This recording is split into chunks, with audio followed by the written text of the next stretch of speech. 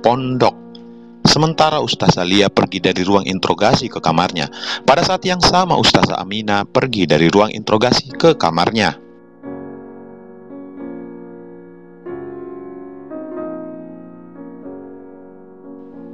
Samar terdengar suara orang di kamar mandi menyapa telinganya. Bahkan saat tangannya baru saja memegang handle pintu kamar, sepertinya Ustaz Karim masih mandi. Ustazah Aminah mendorong pintu dan masuk ke dalam kamarnya.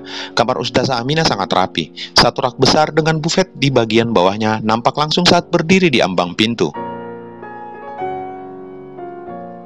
Tidak penuh memang raknya, beberapa jilid yang terbaca adalah buku kumpulan fatwa untuk ummahat dan menjadi ummahat modern.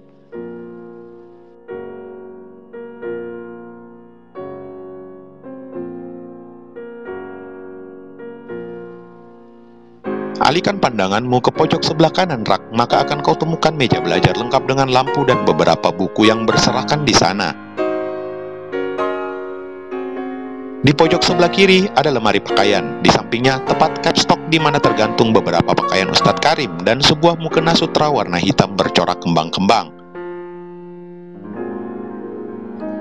Kesanalah Ustazah Aminah menuju. Dia mengambil mukena sutra itu, menilik-niliknya sebentar, kemudian meletakkannya di dipan.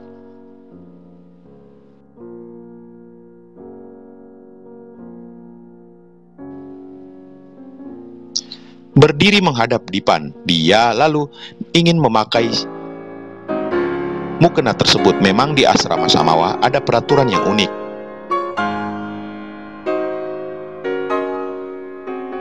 Setiap jam tidur ataupun jam-jam kegiatan asrama, seperti jam kajian keagamaan ataupun jam rapat, setiap ukti penghuninya diwajibkan menggunakan mukena, baik itu mukena terusan ataupun mukena 2 potong atas dan bawah.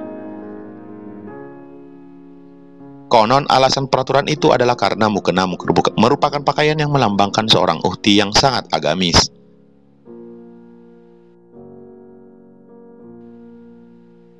Mukena sutra hitam Ustazah Aminah adalah mukena 2 potong, dengan posisinya berdiri menghadap dipan itu.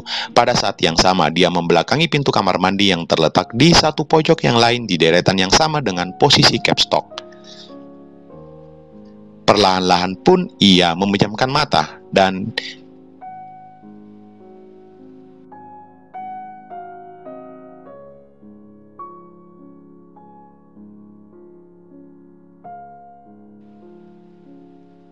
malam yang sama, Ustazah Raudah menutup pintu kamar Ustazah Lia dengan tergesa.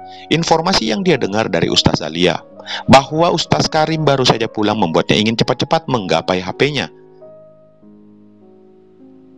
Dengan langkah cepat-cepat dia menuju ke kamarnya, masuk kemudian menutup pintu dan langsung meraih HP-nya Android berlayar sentuh.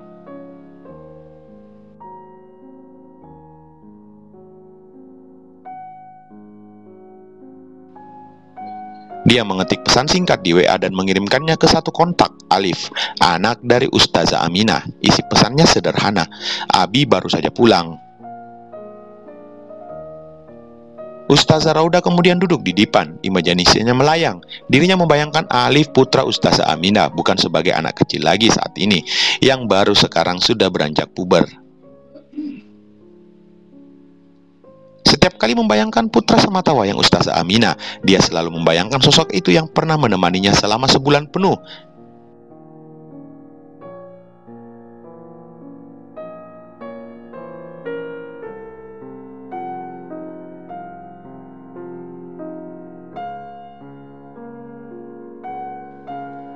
Flashback. Saat itu Ustazah Aminah mengatakan bahwa dia membutuhkan bantuan Ustazah Raudah untuk selama sebulan mengajari Alif bahasa Inggris.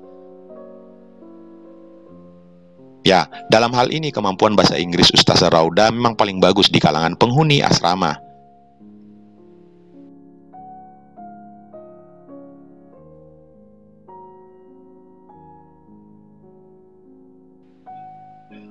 Dia dulu pernah kursus di Parek, kampung Inggris di Jawa Timur sana, kemudian menuntaskan pendidikan bahasa Inggris di kampung Islami dekat asrama Syahamah. Maka di bulan Ramadan tahun kemarin itu Ustazah Raudah diajak oleh Ustazah Aminah untuk menemani Alif di rumahnya di Bandung.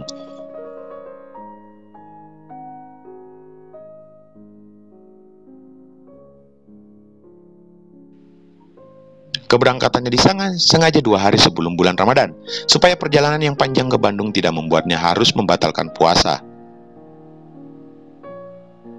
Nanti akan Umi bayar juga kok, santai. Ustazah Aminah berkata demikian dalam nada guyon.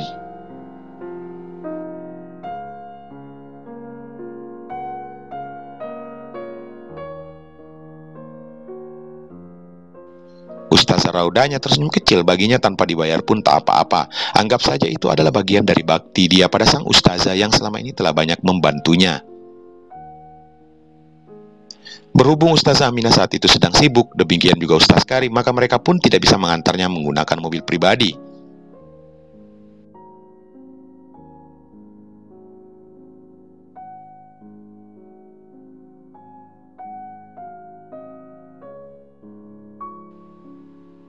Maka berangkatlah Ustazah Rauda ke Bandung dengan menggunakan bis. Sebelum berangkat, Ustazah Aminah sudah memberikan nomor Alif.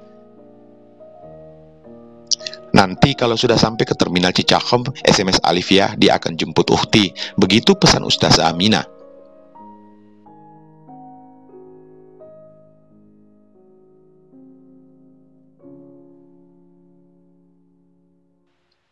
Perjalanan ke Bandung saat itu menghabiskan waktu 10 jam lebih.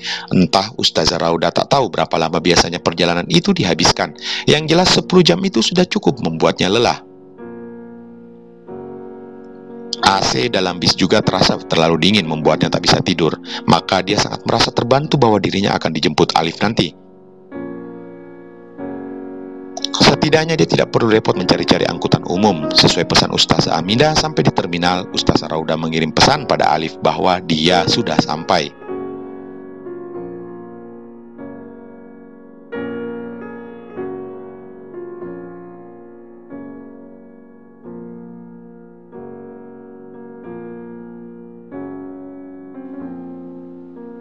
Tak lupa juga dia mengatakan di spot mana dia menunggu supaya Alif tidak kebingungan mencarinya. Toh yang namanya terminal di mana-mana pun memang lumayan luas, apalagi terminal Cicahem memang merupakan terminal bus.